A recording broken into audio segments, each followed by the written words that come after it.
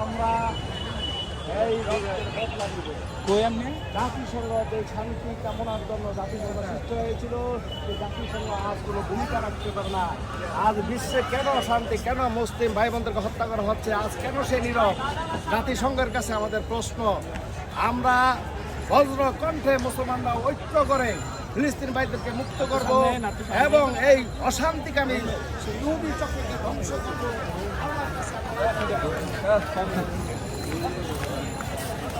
ভাই